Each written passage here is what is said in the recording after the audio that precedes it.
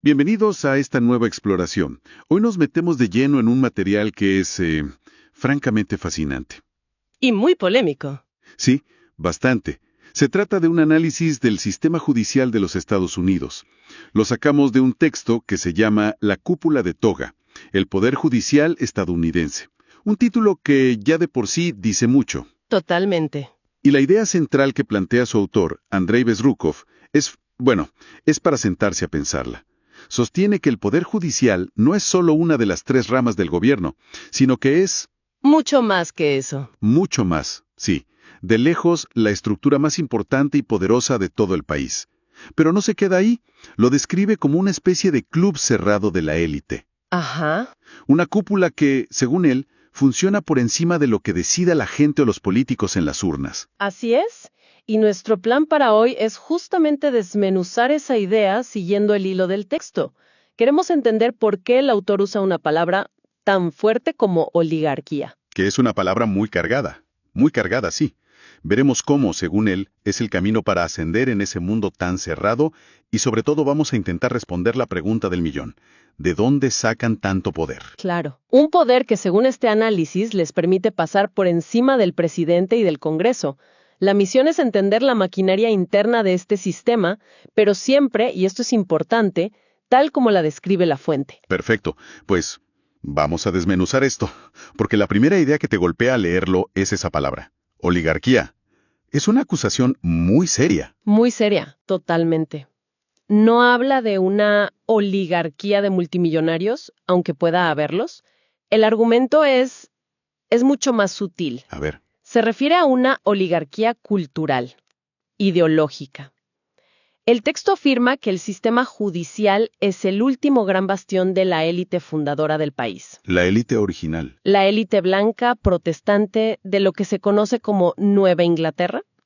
La tesis es que, mientras que el Congreso, la Casa Blanca, incluso Wall Street, han tenido que, por presiones sociales, diversificarse un poco, Claro, a abrirse. reflejar un poco más cómo es el país de verdad, pero la judicatura, según esto, ha logrado mantenerse como una especie de cápsula del tiempo. Una cápsula del tiempo. Me gusta mucho esa imagen. O sea, que no se trata solo de quiénes son hoy, sino de los valores que están protegiendo. Exactamente. El texto lo llama un club exclusivo, y es muy literal al respecto. Para llegar a ser juez federal, y ni hablemos de la Corte Suprema, no basta con tener un cerebro privilegiado o un currículum impecable. ¿Qué más hace falta? Hace falta algo que el autor llama una garantía.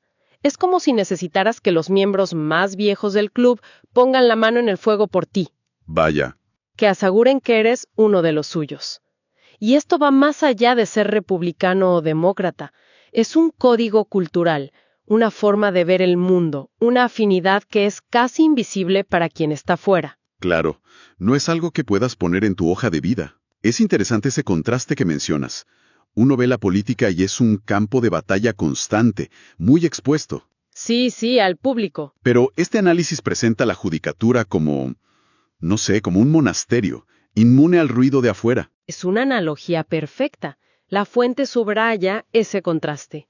Dice que mientras otras instituciones han tenido que ceder, adaptarse y, en cierta medida, contaminarse con la realidad diversa del país, Y caótica a veces. y caótica, claro, la judicatura, en cambio, ha conseguido preservar lo que el texto describe como los valores y tradiciones más refinados y conservadores de esa vieja clase dominante. Entender ese aislamiento autoimpuesto es la clave para comprender por qué el autor lo ve como un poder que juega con sus propias reglas. Ok, y si es un club tan hermético, una especie de sociedad secreta con togas, la pregunta obvia es, ¿cómo diablo se entra ahí? Claro. Porque, por lo que dices, está claro que no es mandando un currículum por internet. Y aquí es donde el análisis se pone increíble, de verdad. Detalla un camino que parece más el de un aprendiz en un gremio medieval que una carrera profesional en el siglo XXI. Totalmente. La fuente lo resume en 3 pasos, que son casi obligatorios. El primero, la educación de élite. El juego empieza y casi termina en las mismas pocas universidades. Siempre las mismas. Graduarse de una escuela de leyes de la Ivy League, como Harvard o Yale, no es una ventaja, es prácticamente el requisito indispensable. El texto da a entender que si no empiezas ahí, ya estás fuera de la carrera. Y es que no es solo el título, es la red de contactos que se crea. Lo que nos lleva al segundo paso que menciona el texto, la mentoría estratégica. Ajá. No es suficiente con sacar buenas notas, es vital que el profesor adecuado te apadrine. Esta figura es la que te abre las puertas, te recomienda para las pasantías correctas, con los jueces correctos. Es un sistema de patrocinio, puro y duro. Un padrino, sí. Este profesor es quien te pone en lo que el texto llama el fast track, la vía rápida. Sin ese mentor puedes ser un genio, pero te quedas estancado. Un sistema de patrocinio. Suena a la antigua Roma. Y el tercer paso es el que me parece más alucinante. Lo llama el monitoreo constante. Esto es clave. El texto dice que el sistema es totalmente transparente. Pero aquí viene el truco. Solo es transparente para la cúpula, para los que ya están arriba. ¿Qué significa eso? Significa que, no es una transparencia pública, para nada.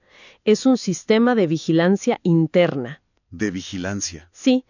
Imagina que toda tu carrera como juez en tribunales menores es una larguísima audición. Cada voto que emites, cada opinión que escribes, cada pregunta que haces en una audiencia, todo está siendo analizado por los de arriba.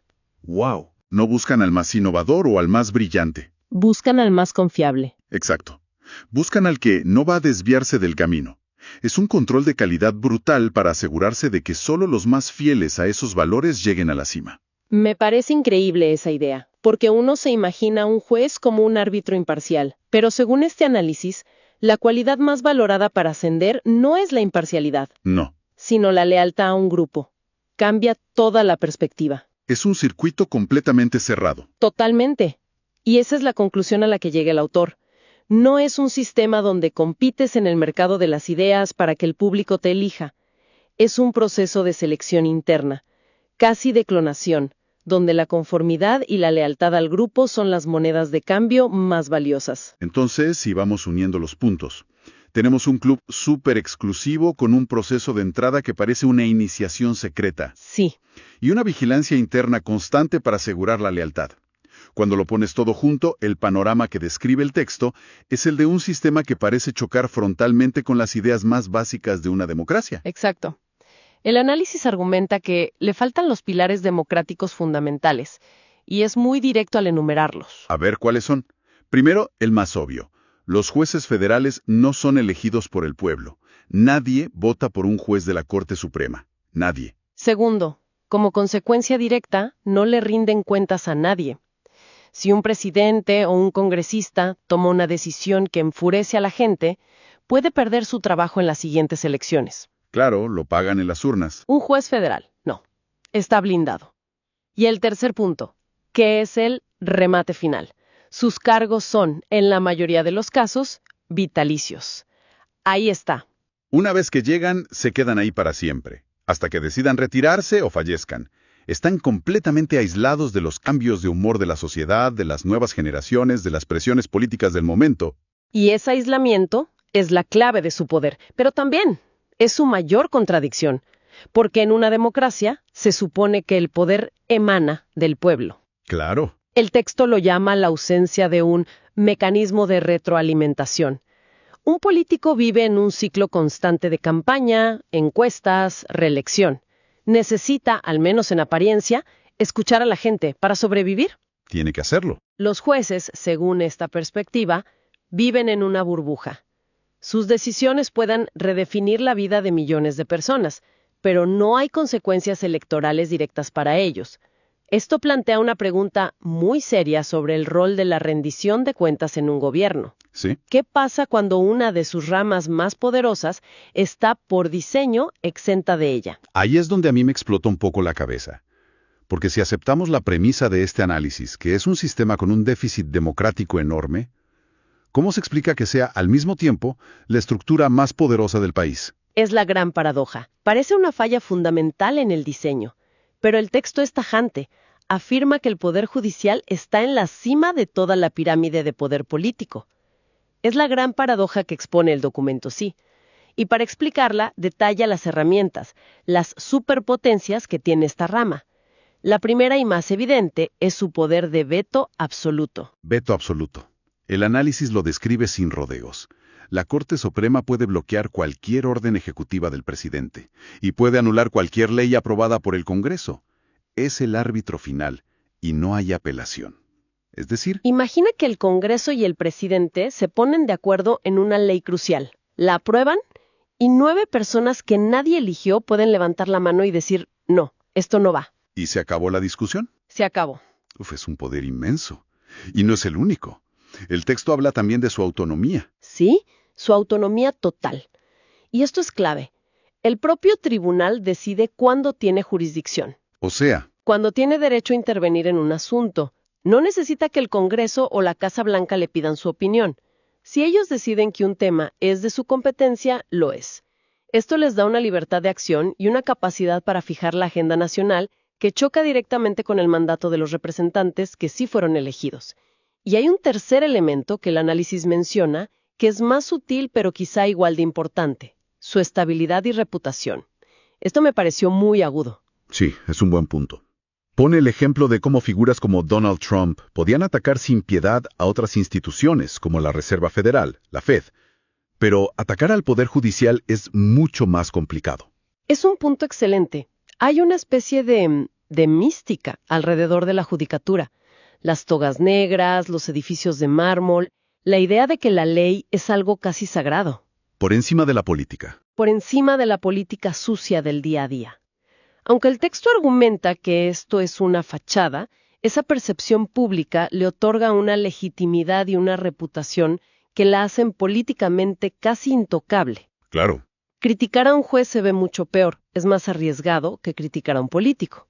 Ese capital simbólico es una fuente de poder tremenda. Entonces, si conectamos todo esto, el panorama que nos pinta el análisis de Eves Rukov es el de un sistema diseñado de una forma muy particular. Ujú. La rama que por definición es la menos democrática, no la elige nadie, no rinde cuentas y sus miembros son vitalicios, resulta que es la que tiene la mayor capacidad para frenar y controlar a las dos ramas que sí elegimos en las urnas. Esa es la tensión central que expone el documento. Y su argumento es que esto no es un error del sistema, sino su diseño fundamental. Que está hecho así a propósito. Exacto. Es una estructura pensada, según esta interpretación, para priorizar la estabilidad y la preservación de ciertos valores de élite, por encima de la voluntad popular del momento. Es como el freno de emergencia permanente del sistema. Ajá. Pero el control de ese freno lo tiene un grupo muy selecto. Un ancla para que el barco del Estado nunca se desvíe demasiado del rumbo que esta élite considera correcto. Hagamos una pausa para recapitular. Partimos de un análisis que nos presenta el Poder Judicial estadounidense no como un árbitro neutral, sino como un club oligárquico. Sí, el guardián de los valores de una élite tradicional. Vimos que el camino para llegar a la cima no depende del voto popular, sino de un proceso súper selectivo de apadrinamiento y vigilancia interna. Un camino muy cerrado. Y acabamos de ver cómo esta estructura, a pesar de su aparente déficit democrático, tiene la última palabra sobre el poder político electo. Exacto. La gran conclusión que se puede sacar de esta perspectiva es que el Poder Judicial de Estados Unidos no debería entenderse solo como un cuerpo de abogados y leyes, sino como una profunda y arraigada estructura de poder. ¿Una estructura de poder? ¿Sí?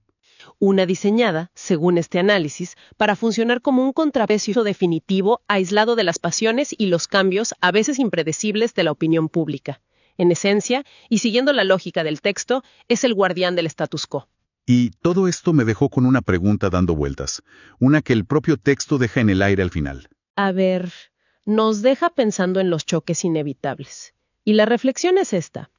Si aceptamos la premisa de que esta estructura es tan poderosa, tan aislada y tan comprometida con preservar ciertos valores, ¿qué pasa cuando esos valores refinados chocan de frente con la voluntad de un movimiento popular masivo? Buena pregunta. O con un líder que llega al poder con la promesa explícita de cambiar el sistema de raíz. ¿Dónde queda el poder de verdad en esa confrontación? ¿En las urnas o en el tribunal?